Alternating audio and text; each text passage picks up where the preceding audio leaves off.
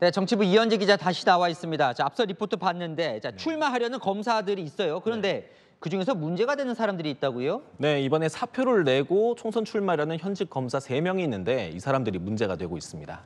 자, 출미의 사단으로 불리는 이성윤, 신성식 법무연구원 연구위원과 김상민 대전고검 부장검사 이렇게 3명인데요. 이성윤 위원은 김학의 불법 출국금지 수사 무마 사건으로 신성식 위원은 한동훈 명예훼손 사건으로 각각 재판을 받고 있습니다. 김상민 검사는 현직 검사 신분으로 총선 준비를 하다 감찰을 받는 중인데 출마 선언까지 했습니다. 현행법상 국가공무원은 형사사건으로 기소됐거나 감사 중일 때 수사를 받고 있을 때는 퇴직할 수 없습니다.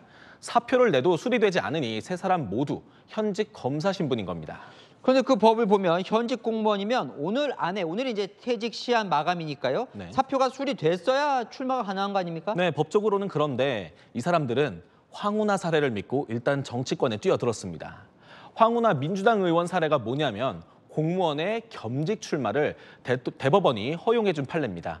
황운하 민주당 의원이 지난 총선 당시 울산시장 선거 불법 개입 의혹으로 수사를 받는 중에 사표를 냈고 총선에 출마해서 당선까지 됐습니다.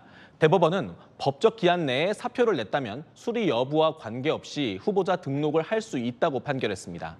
사표를 낸 때에 직을 그만둔 것으로 봐야 한다 이렇게 해석한 것이죠.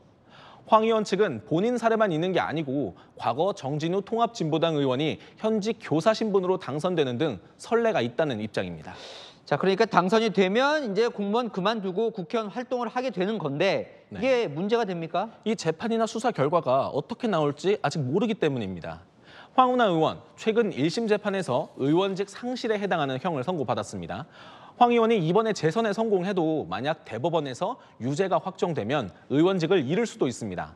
자, 앞서 말씀드렸던 3명의 검사도 비슷한 일이 생길 가능성이 있는 거죠. 그러니까 현직에서 바로 정치권으로 직행하는 것들에 대해 좀 비판의 목소리도 나오는데 사실 자성해볼 대목이 언론인들도 그런 비판의 대상이 되고 있어요. 네, 선거 때만 되면 언론계에서 정치권으로 직행하는 그런 경우들이 나타나고 있습니다.